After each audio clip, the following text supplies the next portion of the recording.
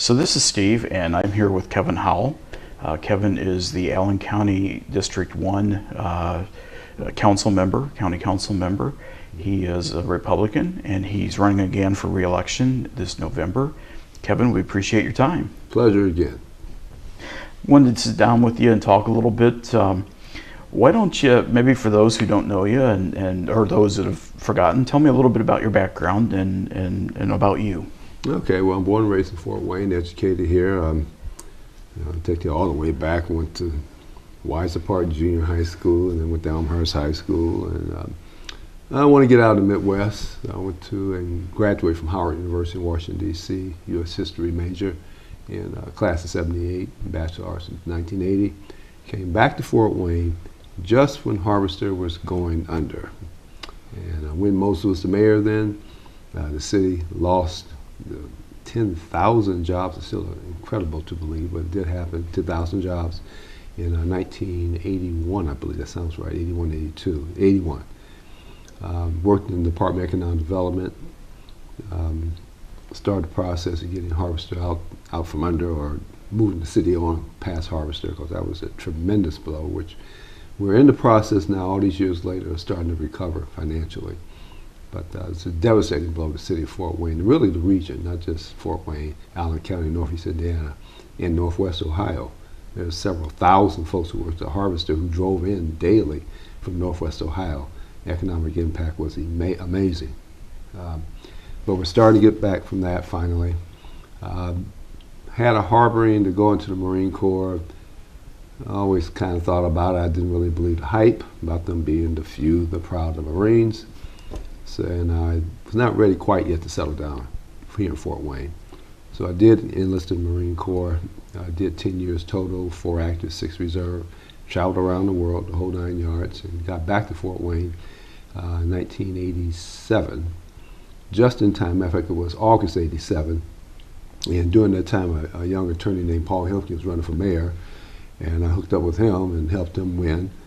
And then he put me as the number 3 man in the city government in 1987, 88, well, 1988 when he took office.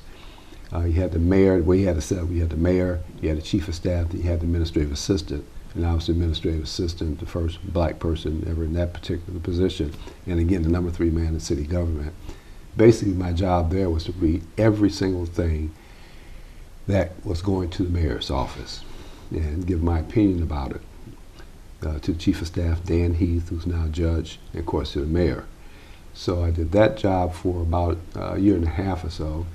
And then 1990 or so, I got kind of not bored with it, but just wanted to get out of government, and I decided to become a school teacher, a substitute teacher, that is.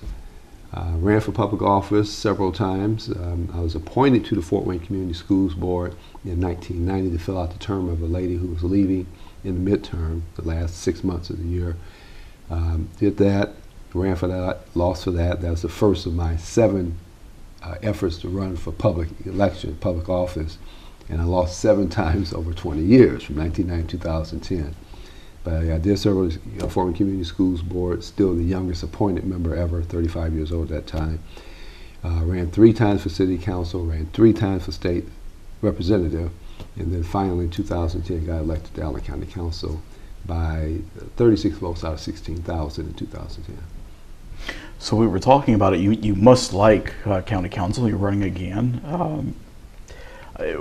Why are you running again? Well, yes, the answer to your question directly is yes, I do like it. Once I understood it, I really did not comprehend the kind of role that we play.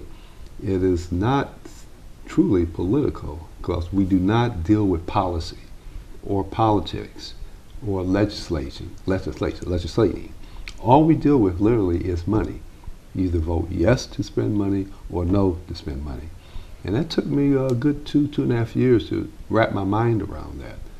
So no, it was people lobbying me, it was people taking me out to lunch and all that, trying to convince me to vote yes or no on a project. The answer is no. No, the answer is no. We'd get invites and everything, folks would send me information, companies, organizations, what have you. But in terms of lobbying, as most people in the public would characterize it, the answer is no. And so there's just the 7 of us, all guys, and we would discuss the issues ourselves, or we read information that came in, and it was literally, and it is literally, up or down, yes or no, and then you move on to the next issue. So I finally wrapped my mind around that, and yes, I do enjoy it because the economic impact is tremendous. It's more than $200 million that we spend. And I knew it was a lot of money that's here in Fort Wayne, Allen County, but I didn't know it was that much. And it's increasing, of course, for property taxes and transfer payments and money coming from the state of Indiana that we get back to fund this, that, and the other. But I was not aware of how big that amount is. It's a very sizable amount. We were talking a little bit about this before we came on camera. County commissioners, there's a referendum vote this November. Do we want to go from 3 county commissioners to 1 single executive? What are your feelings about that? I'm totally opposed to it, and the reasons why, is that number one, in terms of people having access to their government, have access to their government leaders, it will go basically from 7 to 2. 7 to 2, and let me explain that. And I'm campaigning for re-election on this basis. Right now, you have obviously a county councilman. The way the council is set up, you have 4 councilmen who represents all 4 parts of Allen County: Northeast, Southeast, Southwest, Northwest. I happen to represent Southeast Allen County, which takes in all Southeast Fort Wayne and all the way out to New Haven, Hoagland, and Monroeville, out to the Indiana-Ohio border. To draw a picture for you, because Allen County really is truly a huge county. It's the largest county. It's the second largest county east of the Mississippi, which I had no idea until I was told that, looked it up. Yes, it is true. And what I mean by huge is that Manhattan, New York, downtown New York City in New York State, could easily fit into Allen County with room to spare around the edges. Yeah, it is that huge. The entire Marion County, Indianapolis, Marion County, could fit in Allen County with a lot of room to spare around Marion County. So it is a huge landmass. And of course, I was running for First District, which is 1/4 of Allen County. To draw a picture, to paint a picture for the public here, the northern border of my district is basically State Street. If you think in terms of Northside High School, Georgetown, that's State Street, all the way out from downtown Fort Wayne, which is Calhoun Street to State Street going east, State Street going all the way out literally to the Indiana-Ohio border. That's the northern part. The southern part will run down Calhoun Street to the old Southtown Mall, to say like that, down to Wells County, and then down to Adams County on the far end, again, and all the way out to the state of Ohio, Indiana-Ohio border. That's how big 1/4 of Allen County is. It's approximately 90,000 people. Matter of fact, it's 92,000 people. It is without question, Southeast Allen County is not only Allen County's most diverse district, it is the most diverse district in all of Northeast Indiana. It has the majority of African Americans. It has nearly 100% of the Burmese. It has easily 80 to 90% or more of Latinos. It has majority of Africans and other folks from Africa and the Middle East who live in Fort Wayne, Allen County, right there. And then, of course, it's rural, and out there in the country, as they call it, Hoagland, Monroeville. It's small towns, with New Haven being the second largest city, but you have Hoagland, you have Monroeville. Of course, it's urban in Southeast Fort Wayne. It has everything, and it's the most diverse district in all of Northeast Indiana. Nowhere else in this region do we have that kind of mix of people. So in order to not run it, but in order to represent that district, I had to know a lot of people, I had to meet a lot of people, I had to understand where they're coming from in terms of their culture, their backgrounds, their attitudes, because they're so different. The farmers outside, they want to keep their way of life. Obviously, small town folks in New Haven and Hoagland and Monroeville want to keep that life. That's why they're living there. So they're not Fort Wayne. They don't think like we do here in the urban area. And honestly, had I not become a county councilman from that particular district, I would not have been aware of that myself. Because all I knew about Allen County, honestly, as I tell my friends, was that there's two things I knew about Allen County. One was when I was flying over Allen County to get back to Fort Wayne at the Bearfield Airport, now Fort Wayne International, flying over it. And the second part was I was driving through it from Washington, D.C., from Howard, to get to Fort Wayne. Other than that, I knew nothing about Allen County, just the city of Fort Wayne. Would you mentioned this a little bit about one of the reasons you're against it is because there would be less representation available to citizens. Absolutely. And I think for me that's one of the questionable points of the referendum. If they were to go with, instead of 9 single districts, if they were to go with 6 and 3, 6 council and 3 at large, or 6 districts and 3 at large, would that make it a little bit more palatable to you? No. Here's the numbers here. I'm glad you asked that question again. Let me visualize it for you. Right now, you have 4 of us who represent districts: Northeast, Southeast, Southwest, Northwest. Okay. You also had 3 commissioners. So you got 4, you got 3. That makes 7 right there. You have 7 people that you can go to for your problem. Okay, you have your councilman right here. You had 3 commissioners. You had 3 members at large. You had 7 people, if you have a problem in Fort Wayne or Allen County, that you can talk to. If you only have the system that they're so-called setting up, which is supposed to be so quote-unquote more efficient, you only have 2. You have a councilman. There will not be any at-large people, just be a councilman from a sliver of Allen County. So you got 1 person there, and you have the so-called executive guy or lady, and that's it. That's the only direct contact that you can go to in order to solve your problem. Now, we're a county of close to 300,000 people, maybe a little bit more than that. Yes, more than that, 300,000. Yeah, 360,000, 90,000 times 4. There is just not. Common sense will tell you, everybody's going to want to reach that guy or that lady well, I use the term mayor of Allen County. No, it's not going to work. It's not going to work. I have not met 1 person, I take that back, I met 1 person that I've campaigned so far out in the country, as they call it, working my way back from the Indiana-Ohio border back to Fort Wayne. I'm so far up to New Haven now. But I spent most of the summer, 6 days a week primarily, walking the district. That's how I got elected 4 years ago. That's what I'm doing right now. I'm used to it. And folks will expect me to come out there and on the farms, the backwoods and all the rest of that. I met 1 person out so far, roughly 1,200 people I've talked to face, who likes it. 1. For the same reasons that I just mentioned. If they have a problem by the Indiana-Ohio border, they can call me, which they do. They can call one of the 3 commissioners. Our commissioner for Southeast Allen County is Linda Bloom. She's been the commissioner for that area for at least 20 years, maybe 25 years. They know, the folks out there who live out that way know, that if they call Linda Bloom, stuff is going to happen now. She gets it done. She gets cut and dry. And the commissioners have divided Allen County into 3 parts, 3 areas, basically. So you have points of contact. You have 3 county councilmen at large. Roy Busker is a good example. He's been on council for 10, 12 years. Again, another contact. You knock it down to just 1 person, there may be 1 person, say in Southeast Allen County, represents, 45, 50,000 people. And then this executive guy, and you mean to tell me that those folks out there and the folks here in Southeast Fort Wayne are only going to call 1 person or 2 people and hope to get through with all the problems and situations that we have here?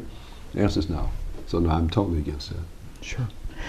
What would it do to the dynamic of the council? I mean, right now, fiduciary responsibility is what you have to deal with on county council. But this bill, this referendum, if it were passed, would give the county council all of the legislative as well. Any thoughts on how that would change the dynamic of the council for the better or for the worse? I think it would change. As a matter of fact, I know it would change for the worse. And the reason why is because we have our hands full right now dealing with the fiscal part of Allen County. Like I said before, there would be a mayor of Allen County, which is ridiculous. And it would be an Indianapolis system, what I call Indianapolis system light. And my attitude is towards that, and I answer your question directly, is that if we, the people, wanted that kind of system, we would vote that system in. Okay, this was not something that was a referendum. This is not something that was organic, that came from the bottom up. You know, we don't like what we're doing right now. We don't like the 3 commissioners. We don't like the 3 county councilmen at large. We don't like the 4 councils that's elected. And we want to be like Indianapolis, or something like Indianapolis. This was something that was imposed on us from Indianapolis, okay, as a trial, if you will. And as I understand it, the legislation was specifically limited to Allen County because they based it upon population. And we happen to have, I think, the 2nd or 3rd largest population in the state. So it's just Allen County specific. But it did not come from the bottom up, it came from the top down. So that's number one. Number two is that I have no desire, now that I'm on Allen County, on the Allen County Council, and I deal with money, I have no interest in deciding who gets hired, attending board meetings, making decisions about water and filtration plants and hiring and firing. I have no desire to do that. I want to focus on what I'm elected to do, and that is the money, which ultimately is the most important thing. So we've been talking about fiduciary responsibility with county council, and I think we were talking about this a few minutes ago. You have had one session or one segment for the county budget. Right. You're working towards the others for approvals. First of all, tell me a little bit about the current status of the county and the financial situation, and then tell me how we got to be here at this point. Honestly, these past 3 years we've done good. We kept a surplus, and we're one of the few counties in the entire state. There's 92 counties in the state of Indiana, and we're probably one of maybe 3 that's kept a surplus all these coming up 4 years. Most counties are in the red and have been from day one. What we've done is that I think we had as much as high as almost $18 million surplus. And we've been very stingy upon what we had to spend in order to keep the county in the black. And I think we're down to now maybe $2 million or so. But that has really, really seriously saved us. That's kept us from having to raise taxes. Maybe an increase in user fees for certain companies to do things, but in terms of taxing the people, we haven't done that. And so overall, honestly, it's been very well. And in this, what I call the Obama economy, which is really crazy, we kept our head above water. One of the areas in the budget process, the Sheriff's Department. What are your feelings about the current budget for the sheriff? Should there be an increase? That's the kind of the question that everyone is struggling with. Right. Well, the bottom line is that unfortunately, you have more folks committing crimes of various sorts in Allen County, and you have to put them somewhere. And most of our money goes towards corrections. It really does. As a matter of fact, it's big. So I'm a school teacher too. I'm a substitute teacher, and I tell the kids and their parents, honestly, that your kids have a pretty good chance of going to 1 or 2 places. When they graduate from high school, they can either go to colleges, universities, technical schools, or they can go to the big house literally right down the street here. And a lot of our boys, not majority of our boys, but a good number of our boys, of all races and colors now, including our Mexicans and Latinos and Burmese, unfortunately, are getting into the wrong track. And instead of them going to college for 4 years, they're doing 4 years or so at the big house right down the street there. So a lot of our money is going to expanding the jail because we're running out of capacity for folks just in Allen County. Also, the Allen County Jail takes in kids and young people from surrounding areas, Northeast Indiana. So that's where most of your dollars are going, honestly, to maintaining the jail, expanding the jail, providing for the jail and corrections, community correction centers, the information, the personnel that they need to have in order to maintain law and order, unfortunately. And you kind of mentioned about outside Allen County that we house and I believe that those that we house from outside their counties are charged Yes. fees.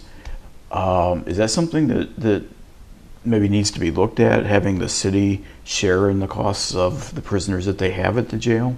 Any thoughts on that?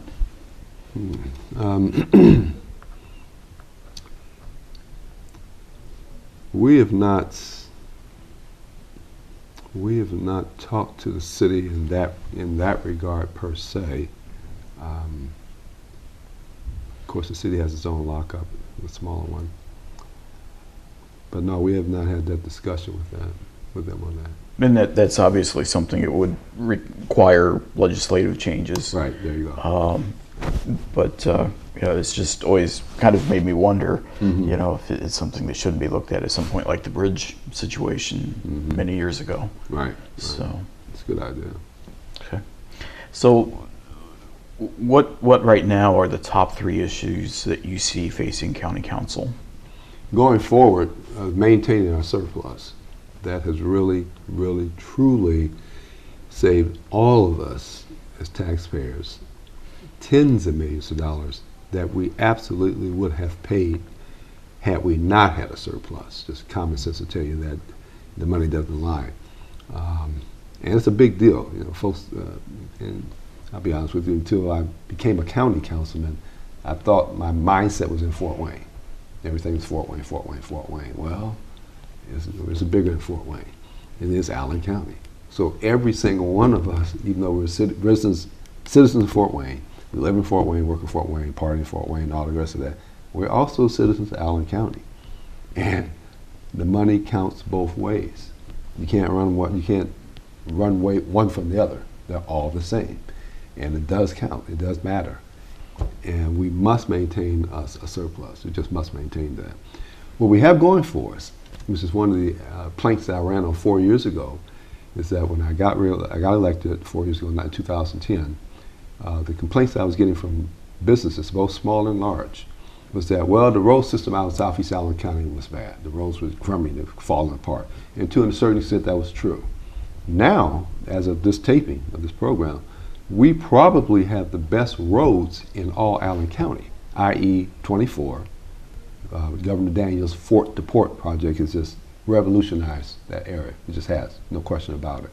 Highway 30 was upbuilt, and 101, which connects basically Monroeville up to Woodburn on that straight north-south route. And those roads are obviously, they're brand new, they're perfect. Nearly perfect. And yes, businesses are slowly starting to move out from Fort Wayne out to Southeast Allen County. Southeast Allen County is the least developed part of all Allen County. It's the least developed part. And it's the last developed part of Allen County as a whole. Northwest Allen County has been doing very well for quite some time. Northeast Allen County is doing very well. Obviously, Southwest Allen County, Boyd Township, has been doing gangbusters for almost going on 20 years. The least developed part of Allen County was always Southeast Allen County. Now it's our turn. We have the infrastructure in place, water, sewer, but most importantly, very good roads. 24 Fort to Port is amazing. It's just transformed that whole area out there. And yes, businesses both small and large are coming out to Southeast Fort Wayne. FedEx building, right outside New Haven there. The Maple Crest Thruway, connecting finally after 52 years. Almost as long as I've been alive. They've been talking about that back in the 1950s. And we finally got that done about 3 years ago. And the projected amount of traffic day to day was 10,000 cars coming across from basically Lake Avenue over to New Haven. Well, now it's 17,000. It's at capacity already. It was from roughly 12 to 17,000. They think it's the top. It starts at 17,000 now, going higher. So obviously that's working out very well. And commercial development is following because the infrastructure is in place. We have new sewers. Waters are doing excellent in terms of the sewers that we put in.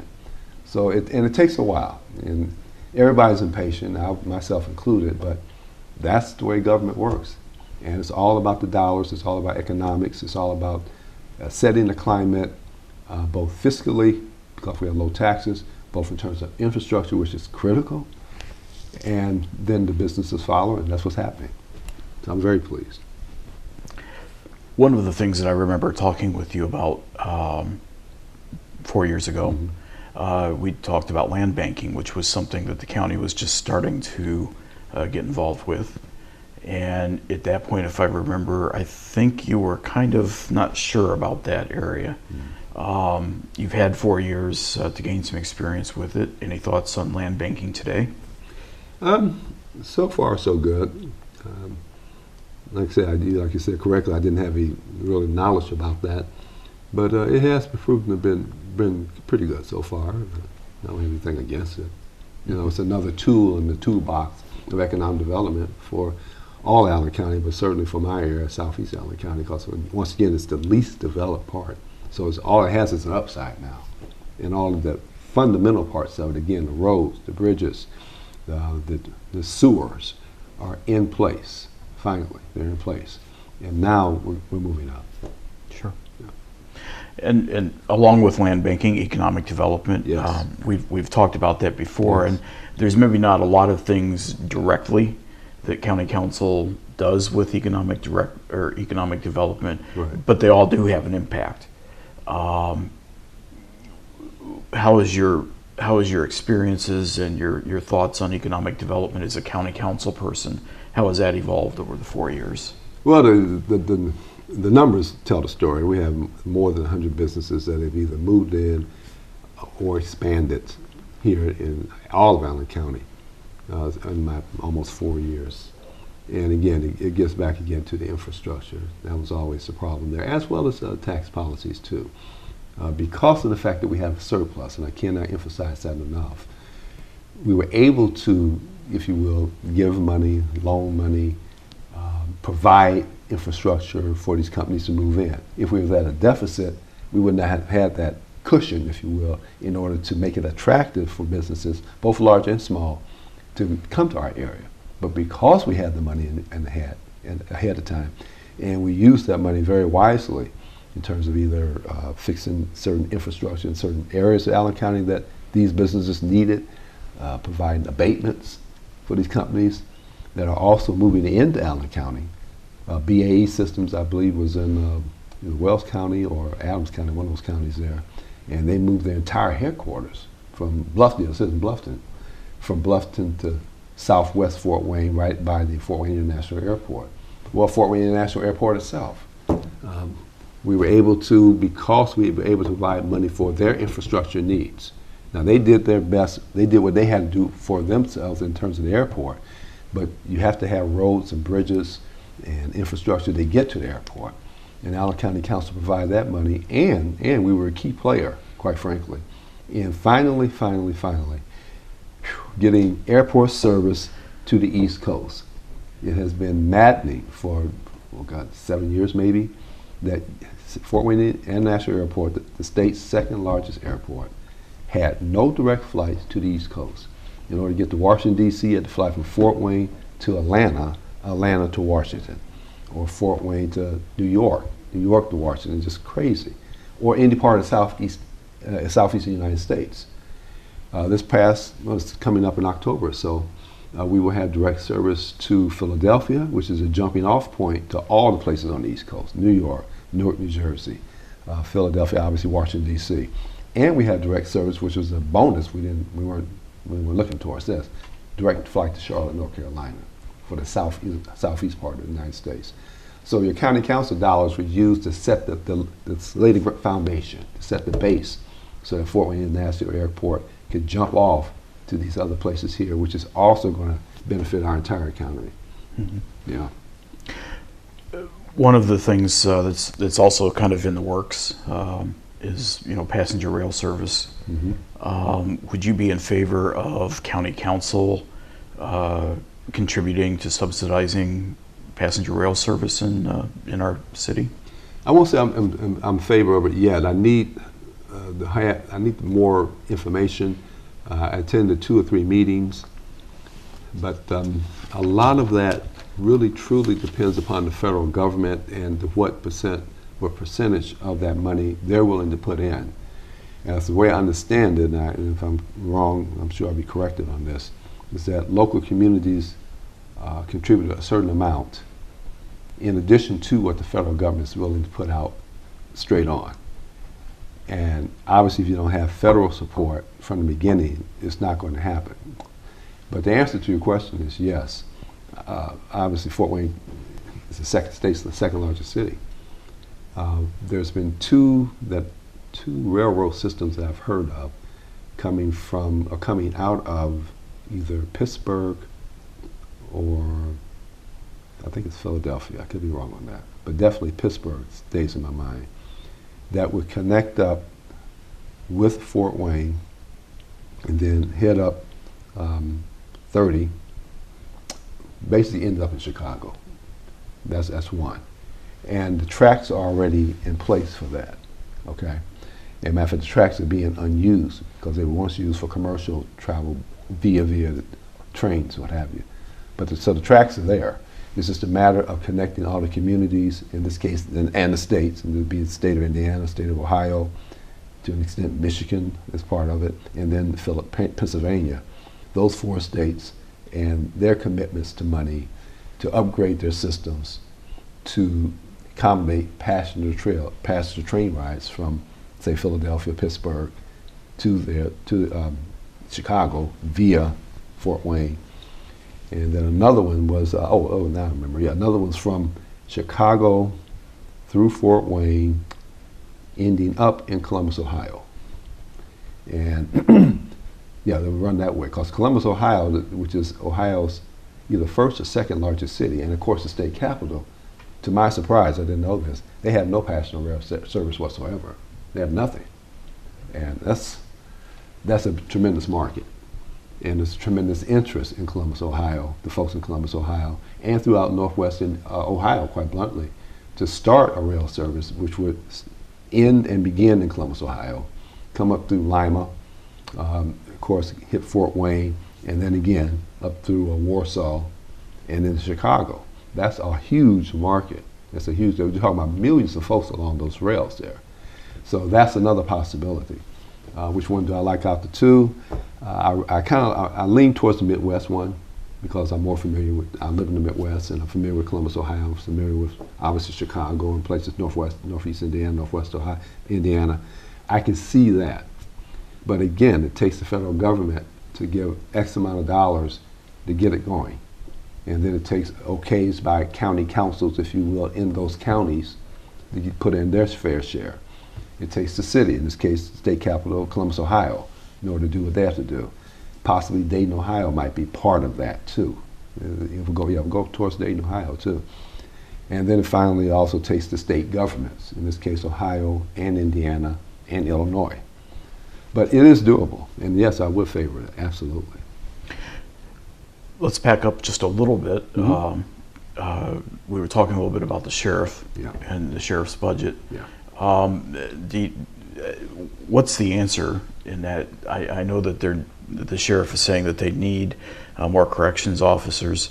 Where are things kind of at? Where do you think things need to go in that budget? Well, having served the Marines for 10 years and knowing something about law enforcement, obviously on another level in my case,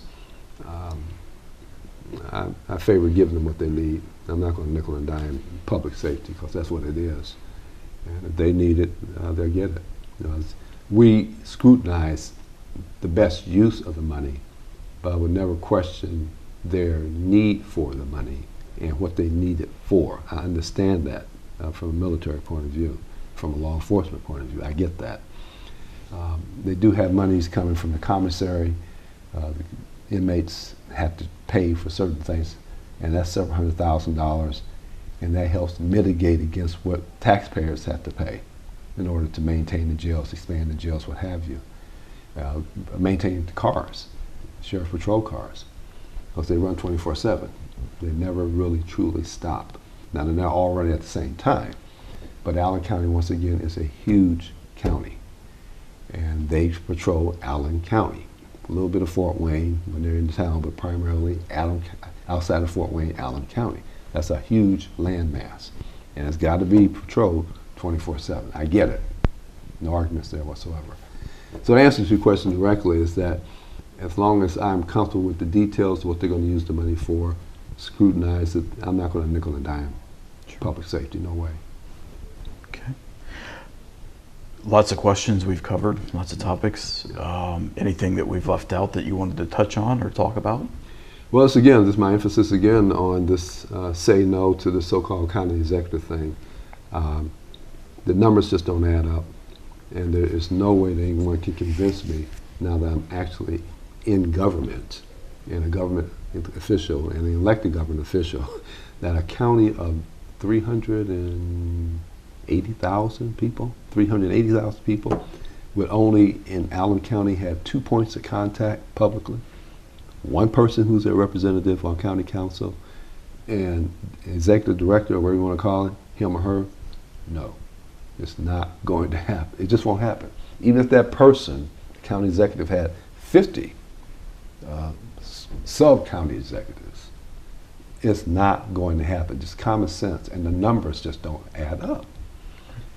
If it ain't broke, don't fix it. And again, I go back to what I said in terms of the bottom up. If the people of Allen County wanted this, if they said, let's vote on it as a referendum, that's another matter. But it was not bottom up, it's top down. And I'm totally opposed to that. And I will campaign, and I am campaigning vigorously to defeat it. Well, Kevin, we appreciate your time today. Yeah, well, you got me excited. I'm talking. Wow. But we do appreciate your time, and we wish you all in November. Well, thank you much. It'll be a tight one again.